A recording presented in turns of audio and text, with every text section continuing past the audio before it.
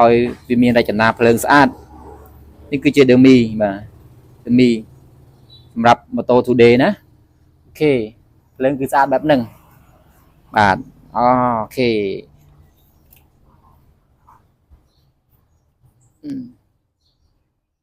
សួស្តីបងប្អូនថ្ងៃនេះខ្ញុំមានការងារថ្មីមួយទៀតហើយបាទនេះគឺ Moto Today បាទ Today នេះគឺបងប្អូនប្រុសម្ចាស់ម៉ូតូនៅខាងនោះបងប្រុសគាត់ចង់បានម៉ូតូនេះឲ្យមានភ្លើងគុជស្អាតអញ្ចឹងគាត់យកមកឲ្យខ្ញុំរៀបចំដាក់ភ្លើងគុជឲ្យខ្ញុំបានដោះក្បាលវាចេញហើយ Today ណាអូខេ Today ពណ៌សជាមួយដាក់មកគឺស្អាតអេមហ្មងបាទអញ្ចឹងនេះគឺ Today អញ្ចឹងនេះគឺខ្ញុំដោះក្បាលចេញមកហើយណានេះ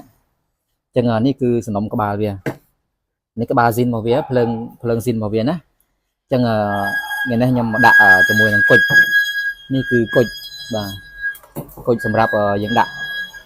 ក្នុងកញ្ចក់នេះណាក្នុងកញ្ចក់ហ្វាវានេះអញ្ចឹងតោះយើងទៅមើលពីរបៀបក្នុងការបច្ចេកទេសដាក់ទាំងអស់គ្នាអូខេបាទនេះគឺប្រអប់ភ្លើងគុជនេះណាអូខេតោះយើងធ្វើទាំងអស់គ្នាបាទអញ្ចឹងសម្រាប់ភ្លើងមួយនេះគឺខ្ញុំបាន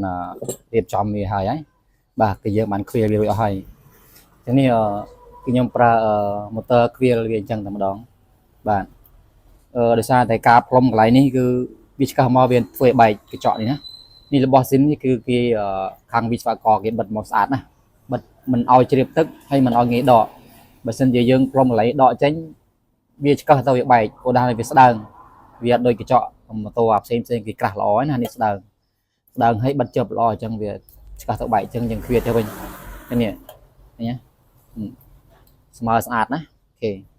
ទៅមកទៀតយើងយកអំពូលដាក់មកនេះដាក់អំពូលអញ្ចឹងណាអូខេប៉ុន្តែខ្ញុំដោះចេញសិនហើយសម្រាប់ Moto Today បងប្អូនដែលប្រើប្រាស់ Moto Today បងប្អូនចង់បានយកមកដាក់ភ្លើងឲ្យស្អាត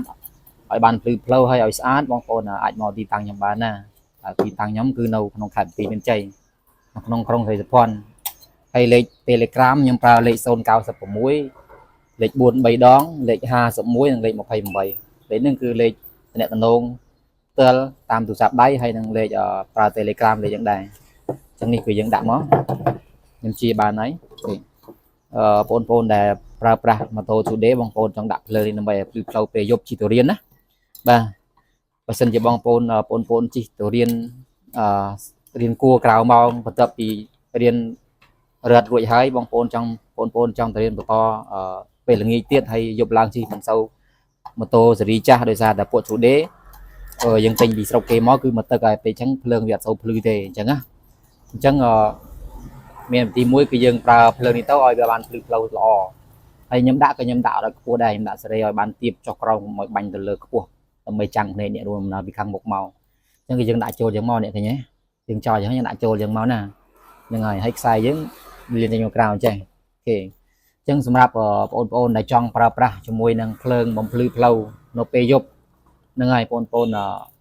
ដើម្បីឲ្យភ្លឺច្បាស់ធ្វើដំណើរបានស្រួលកុំឲ្យមានបញ្ហាប៉ះពាល់គ្នាដោយសារតែភ្លើងល្ងឹតភ្លើងមើលអត់ច្បាស់កុំឲ្យលើកឡើងថាំងនៅពេលប៉ះគ្នាថាំងភ្លើងមើលមិនសូវឃើញមើលមិនសូវច្បាស់អញ្ចឹងយើងដៃទៅវាមិនជាចាំងភ្នែកភ្ញៀវណាទេឬក៏បងប្អូនធ្វើដំណើរណាតែវាជួយបំភ្លឺផ្លូវហើយយើងដាក់វាទៀបមកល្មមដើម្បីបាញ់ទៅផ្លូវមុខស្រួលមើលទៅបងប្អូនជិះម៉ូតូ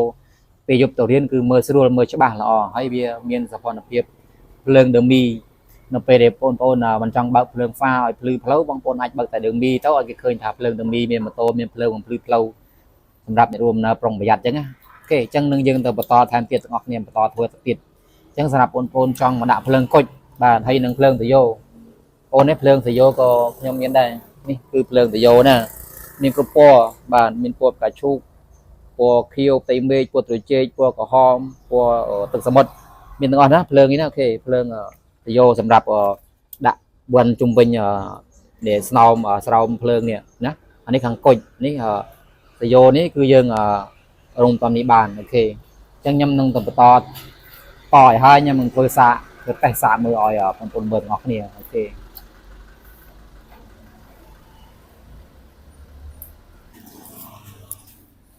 បាទអញ្ចឹងនេះគឺយើងបានរៀបចំបិទប្រជិតវិញហើយនេះអញ្ចឹងនៅពេលដែលយើងដាក់អំពូលបាទអំពូលគុជចូលក្នុងសំណុំភ្លើងវាហើយយើងគិតតែ xa bật bật chật về ngó này nhé chẳng dừng nâu pra bỏ xin về viên đảo chẳng ôn bạn chẳng bạn chẳng hoạt tinh trang mấy tê và dừng pra bỏ viên đảo tinh là cột cái máu đã tấu anh ấy pra đảo là mà chấm đô thế pra bỏ xin vì mình đã buộc chọn xin ní cứ việc nghe áp nghe làm hòm pra lấy đề chẳng này là về dừng cắt thì hỏi dừng đạo vào chối mới xa được đài mà nhé xa trẻ nhé anh ấy bánh hai tê anh ấy cái trang này bây giờ sầm rập cột ní haคือយើងដាក់ជាមួយអាសង្ខបានដាក់ជាមួយម៉ូតូ 2D ក៏បានម៉ូតូអាសង្ខក៏បានម៉ូតូអីក៏បានដែរណាឲ្យតែបងប្អូនចង់ដាក់បងប្អូនចង់ដាក់ទៅលើម៉ូតូណាក៏បានដែរគុជនេះណាគេចាំមើលយើងធ្វើតេស្តមើលណាអញ្ចឹងសម្រាប់គុជនេះសូមបញ្ជាក់ណាដាក់អាសង្ខក៏បានដាក់ 2D ក៏បានបាទម៉ូតូប្រភេទណាក៏ដាក់បានដែរអញ្ចឹងចាំមើលខ្ញុំធ្វើតេស្តមើលអញ្ចឹងនេះហើយយើងប្រើជាមួយនឹងកុងតាក់មួយគ្រាប់ផងណានៅពេលដែលយើងដាក់វាគឺយើងប្រើកុងតាក់3តង់មួយគ្រាប់ដើម្បីយើងច្បាច់ឲ្យវាលោតបានច្រើនពណ៌អញ្ចឹងអូខេអញ្ចឹងខ្ញុំដាក់ធ្វើតេស្តវាមើលអូខេចាំមើលណាលើកនេះអត់ទៅបានដាក់ជាមួយកុងតាក់ទេយើងធ្វើតេស្តជាមួយអាគុយផ្ទាល់ចាំពេលចាប់ចូលម៉ូតូយើងដាក់មួយកុងតាក់នេះអូខេណានេះវាចាំងដែរណាឥឡូវខ្ញុំបែរមកនេះសិនឲ្យមើលឃើញអញ្ចេះអូខេចាំមើលណានេះភ្លើងទី1នេះភ្លើងវាណានេះភ្លើងលឿងញាក់ចុចមកតង់ទៀតសនេះសម្រាប់ស LED សម្រាប់មើលផ្លូវជីពេលយប់យើងចុចមកតង់ទៀតភ្លើងលឿងណាចុចមកតង់ទៀតវាចេញភ្លើងលឿងដែលហើយមកចុចមកតង់ទៀតបាទវាមានភ្លើងញាក់វាណាហើយមានកន្លែងញាក់ទៀតហ្នឹងគេនេះ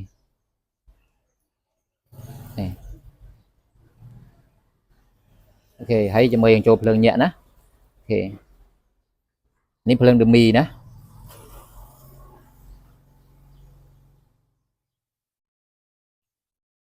ដាក់ដឺមីបន្ថែមទៀតដោយសារតែសរសៃតូចពេកខ្ញុំមកបាក់កាន់តែចុចកុងតាក់បានស្រួលអានេះដឺមីវាណានេះគឺដឺមីអញ្ចឹងខ្ញុំដាក់មកខាងនេះត្រង់នេះគឺដឺមីសម្រាប់យើងបើកមិនបើកភ្លើងនេះណាអូខេនេះតែវាញាក់អញ្ចឹងណាដាក់មើលច្បាស់បន្តិចអូខេនេះគឺដឺមីអញ្ចឹងដឺមីវាចេញអញ្ចឹងហើយដឺមីនេះគឺវាអត់ចាំងភ្នែកទេវាអត់មានបញ្ហាចាំងភ្នែកទេអញ្ចឹងវាលោតអញ្ចឹងឲ្យយើងឃើញมันស្អាតណាអូខេអញ្ចឹងដឺមីខ្ញុំដាក់ម្ដងទៀតដឺមីញាក់វាញាក់ខ្លះមានលោតធម្មតាខ្លះហើយញាក់ខ្លះអញ្ចឹងណាដល់ពេលបងប្អូនដាក់កុងតាក់វានឹងស្អាតជាងនេះអូខេអញ្ចឹងជាមួយខ្ញុំដាក់ភ្លើងភ្លឺផ្លូវជីពេលយប់ម្ដងទៀតនេះអានេះភ្លើងលឿងណាគេដកចេញដាក់ម្ដងទៀតភ្លើងសគេដាក់ម្ដងទៀតទៅបាទវាមានភ្លើងញាក់ភ្លើងឲ្យវាដែរណានេះញាក់ណាគេញាក់ពណ៌លឿងអូខេអញ្ចឹងយើងបានរៀបចំបញ្ចូលឲ្យហើយយើងប្រើជាមួយកុងតាក់3តង់នេះអញ្ចឹងយើងមានឌុយមួយមានភ្លើងគុជមួយមានឌុយមួយសម្រាប់ភ្ជាប់មួយម៉ូតូណាហើយយើងរៀបចំឲ្យអស់ហើយអញ្ចឹងសម្រាប់បងប្អូនដែលចង់បានបាទម៉ូតូមកកន្លែងទីតាំងដូចខ្ញុំប្រាប់មកហើយសម្រាប់បងប្អូនឬបងចង់ទិញទៅដាក់ម៉ូតូខ្លួនឯងអាចផ្ញើទៅបានណាយើងអាចផ្ញើបានទូទាំង25ខេត្តក្រុងហើយខ្ញុំនឹងប្រាប់ពីរបៀបតហើយនឹងមកចែកប្រទេសធ្វើអូខេអញ្ចឹងយើងនឹងទៅតកន្លែងម៉ូតូបន្ថែមទៀតអូខេអញ្ចឹងអូខេអរគុណចាំយើងទស្សនាវីដេអូបន្តទៀត